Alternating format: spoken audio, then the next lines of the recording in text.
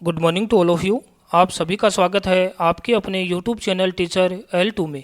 आज के सेशन में हम क्लास 3 अंग्रेजी विषय के कार्यपत्रक संख्या 65 से लेकर 68 तक को हल करने वाले हैं। चलते हैं कार्यपत्रक संख्या 65। हमें एक तस्वीर दी गई है, तस्वीर को हमें देखना है, तस्वीर के ऑब्जेक्ट को देखना है और हमें 3 प्रीपोजिशन का प्रयोग करना है, इन, ऑन और अंडर। जैसा कि हम जानते हैं, इनका प्रयोग किसी चीज़ का पहले से अंदर होने की स्थिति में किया जाता है, ऑन का प्रयोग किसी ऑब्जेक्ट का दूसरे ऑब्जेक्ट के ऊपर होने की स्थिति में किया जाता है और अंडर का प्रयोग किसी ऑब्जेक्ट का नीचे होने की स्थिति में किया जाता है।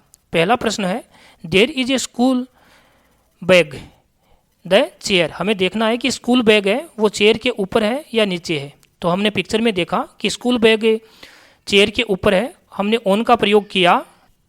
अगला प्रश्न है, there is a doll under the table, there is a cap on the bed, there is a pencil on the table, there is a watch under the chair, there is a football in the box, there is a pillow on the bed. और अंतिम वाक्य है, there are books in the book case. कार्यपत्रक संख्या 66।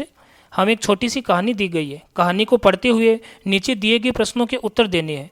धीरू नाम का एक लड़का जिसने सा ए लिटिल रेट, एक चूहे को देखा।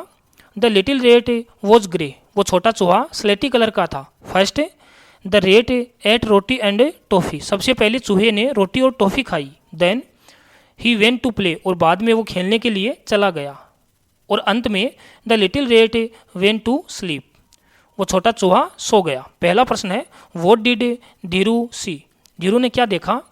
Rat, circle the correct words that describing the rat, rat के बारे में जो विशेषताएं बताई गई है हमें वो विशेषताओं पर गोल घेरा बनाना है। पहली है कि चूहा बड़ा या छोटा था, चूहा छोटा था। दूसरा, चूहा ग्रे कलर का था या ब्राउन का, ग्रे कलर का था। प्रश्न संख्या 3, what did the rat eat, चूहे ने क्या खाया। The rat ate roti and toffee. अगले प्रश्न में हमें एक बॉक्स दिया गया है, हमें एक चूहे की तस्वीर बनानी है जो कि टेबल पर सो रहा है। तो सुविधा के लिए 2 तस्वीरें दी गई है, आप चाहे तो बना सकते हैं या अपने मन से कोई भी तस्वीर बना सकते हैं जिसमें चूहा टेबल पर सो रहा है। कार्यपत्रक संख्या 67। हमें एक पिक्चर दी गई है और बॉक्स में कुछ शब्द दिए गए हैं, उन शब्दों का प्रयोग करते हुए और पिक्चर में देखते हुए हमें उनका वाक्य में प्रयोग करना है। पहला प्रश्न है, there is a picture of a, ये तस्वीर किस बारे में है। तो तस्वीर को देखकर हम अनुमान लगा सकते हैं कि तस्वीर किसी गांव के बारे में है। Village, there are 7 in the village, हमें देखने हैं कि 7 पिक्चर में क्या है। तो हमने देखा कि पिक्चर में 7 पेड़ हैं। Trees, it looks like that wind is blowing, इन पेड़ों को देखकर लग रहा है कि हवा तेज चल रही है।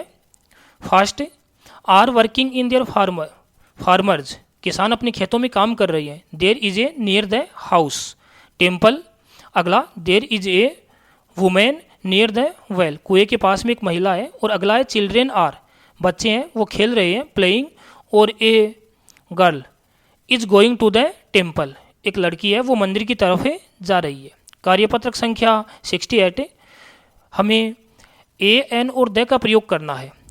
जैसा कि हम जानते हैं, एन का प्रयोग स्वर ध्वनि के लिए किया जाता है, ए का प्रयोग व्यंजन ध्वनि के लिए किया जाता है और द का प्रयोग किसी विशेष वस्तु को दर्शाने के लिए किया जाता है जिसका वर्णन पहले से हो चुका हो। पहला प्रश्न है वो करके दिया गया है, this is a cat, the cat is a small. प्रश्न संख्या 2, दिस इज एन एग, क्योंकि एग में स्वर की ध्वनि आ रही है, हमने एन का प्रयोग किया। अगला, this is a glass, water is in the glass, क्योंकि ग्लास का पहले से वर्णन हो चुका है। अगला, this is a box, there is a ring in the box. अगला है, दिस इज एन एप्पल, हमने एन का प्रयोग किया क्योंकि एप्पल में स्वर की ध्वनि आ रही है।